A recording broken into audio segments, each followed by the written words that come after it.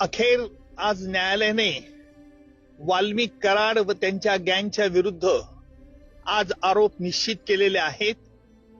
दिनांक 9 डिसेंबर 2024 रोजी संतोष देशमुख यांचा कट करून संगनमताने आरोपींनी खून केला आणि त्याचप्रमाणे यातील काही पुरावा नष्ट करण्याचा प्रयत्न केला. याला कारण म्हणजे वाल्मिक कराड याला जी खंडणी जो मागत होता ती खंडणी अबाडा कंपनीकडनं मिळण्यास अडथळा संतोष देशमुख यांनी केला. याकरिता त्यांचा खून करण्यात आला अशा रीतीचा सरकारतर्फे आम्ही आरोप प्रस्तावित केला. न्यायालयाने आरोप त्याप्रमाणे आज निश्चित केले. एकूण सगळ्या आरोपींच्या विरुद्ध आज निश्चित करून त्याची पुढील तारीख आता 8 जानेवारी ही तारीख ठेवलेली आहे. आजही आरोपींतर्फे पुन्हा हे आरोपी निश्चितची सुनावणी लांबणीवर टाकण्याचा प्रयत्न झाला.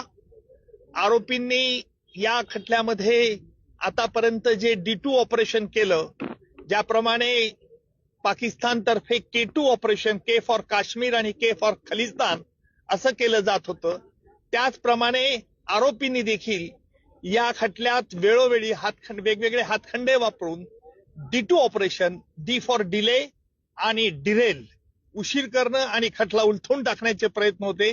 त्याला आज आरोप निश्चित झाल्यामुळे या प्रयत्नांना चाप बसलेला आहे आणि यापुढचं सुनावणी, यापुढे जी 9 तारखेला सुनावणी आहे त्यामध्ये सरकारतर्फे कागदपत्र ज्यांच्यावरती प्रॉसिक्युशन भिस्त ठेवत आहे ती कागदपत्र आरोपीला मान्य आहेत किंवा अमान्य आहे याच्याकरता विचारलं जाईल. त्याच्यानंतर साक्षीदारांची यादी दिली जाईल आणि प्रत्यक्ष पुराव्याचं काम लवकरच सुरू होईल. आरोपींच्या वतीने वारंवार वकील बदलले जात होते, त्याबद्दल देखील आज कोर्टाने नाराजी व्यक्त केली. काय नेमकं त्यालाच आम्ही आज आक्षेप घेतला की आरोपींतर्फे जे वेळोवेळी वकील बदलण्याचा त्यांना अधिकार आहे, नाही असं नाहीये, परंतु वेगवेगळ्या 30 कारणं ही पुन्हा पुन्हा न्यायालयापुढे मांडण्यात येत होती. म्हणून आम्ही न्यायालयाला विनंती केली की न्यायालयाने यापूर्वी देखील या त्यांच्या म्हणण्यावरती आपलं म्हणणं, त्यांचं म्हणणं ऐकलेलं आहे. त्यामुळे न्यायालयाने यावरती निश्चित प्रकारचा आदेश द्यावा. त्याप्रमाणे निश्चितपणे आज न्यायालयाने प्रत्येक आरोपीला विचारलं, तुमच्या विरुद्ध हे आरोप ठेवण्यात आलेले आहेत. सगळे आरोप तुरुंगातच होते.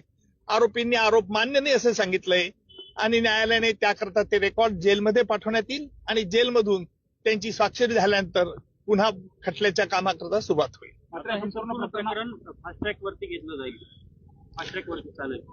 आता आपण बघितलं असेल की आज आरोप निश्चित करण्याकरता किती महिने वेळ लागला. न्यायालयाला वेळ द्यावा लागतो कारण वेगवेगळ्या कायदेशीर बाबी हरकती घेऊन हा खटल्याबद्दल आरोपी लांबवण्याचा प्रयत्न करतात हे स्पष्ट होत होतं.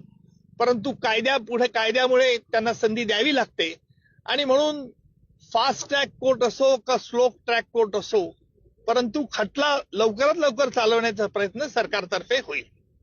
मात्र मान्य कोर्टाबरोबरच हायकोर्टामध्ये देखील हे आरोपी गेलेले होते आणि तिथून देखील स्थगिती आणायचा प्रयत्न केला होता. ते मिळण्याच्या अनुषंगाने प्रयत्न करत होते. उच्च न्यायालयाने, माझ्या माहितीनुसार उच्च न्यायालयाने आरोपी निश्चितीसाठी कुठेही स्थगिती दिलेली नाही. त्यांनी काल तसा प्रयत्न उच्च न्यायालयात केला. उच्च न्यायालयाने त्यांना तोंडी नकार दिला होता. व्हिज्युअल काढा ना.